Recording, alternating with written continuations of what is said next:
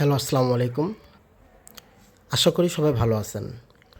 আজ আমি আপনাদের সাথে রড বা স্টিল বারের ওজন বের করার যে ফর্মুলা, অর্থাৎ D square divided 162.2 or D square divided 532 এর ডেরিভেশন অর্থাৎ উৎপত্তি নিয়ে আলোচনা করব। আমি আপনাদের বোঝার সুবিধার্থে পাশে একটি চিত্র অঙ্কন করে নিয়েছি।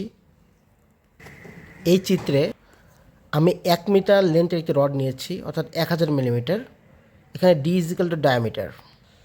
তাহলে আসুন আজকের আলোচনা শুরু করা যাক। আমরা জানি area of steel bar pi d square by 4, এটা formula. Volume of steel bar is equal to area into length. এখানে এরিয়া আমরা পাই ডি স্কয়ার বাই 4 পেলাম এবং লেন্থ আমরা 1000 মিলিমিটার নিলাম।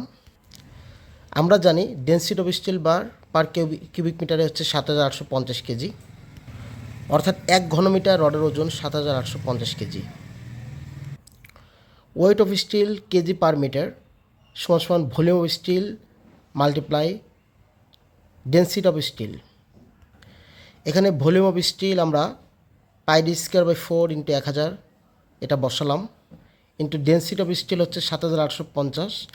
এটাকে কিউবিক মিটার থেকে আমরা মিটার করলাম, এজন্য 1000 ইন্টু 1000 ইন্টু 1000 করলাম। এখানে 1000 কেটে গেল। দেন আমরা ক্যালকুলেটারে দেখি, পাই 7850 ডিভাইডেড 4 মাল্টিপ্লাই 1000 ইন্টু 1000, এটা ক্যালকুলেশন করে আমরা 0.0061657 পেলাম, অর্থাৎ D square divided 1 into 0.0061657 divided 1, অর্থাৎ ডি স্কয়ার ইন্টু 1 ডিভাইডেড 0.0061657, এটা ক্যালকুলেশন করে আমরা 162.197 পেলাম, অর্থাৎ ডি স্কয়ার ভাগ 162.2 আমরা লিখতে পারি। আপনারা দেখতে পেলেন আমরা কিভাবে ডি স্কয়ার ডিভাইডেড 162.2 পেলাম, এটা প্রমাণ হলো। এখন আমরা এটাকে কিভাবে ফিটে কনভার্ট করব। আমরা জানি 1 মিটার সমান 3.281 ফিট, অর্থাৎ ডি স্কয়ার ডিভাইডেড 162.2 ইন্টু 3.281, অর্থাৎ ডি স্কয়ার ডিভাইডেড 532 প্রনাউন্সিয়েবল সে ডি স্কয়ার ডিভাইডেড 532, অর্থাৎ আমরা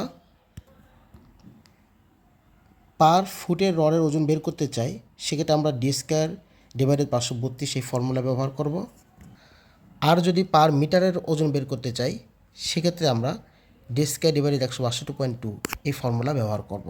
এখানে D is equal to diameter, আমরা যে রড বের করব সেটা এখানে বসালেই হবে। যদি আজকের এই আলোচনা কারো ভালো লেগে থাকে, তাহলে আমার এই চ্যানেলটি সাবস্ক্রাইব করে পাশে থাকবেন। Thanks for watching.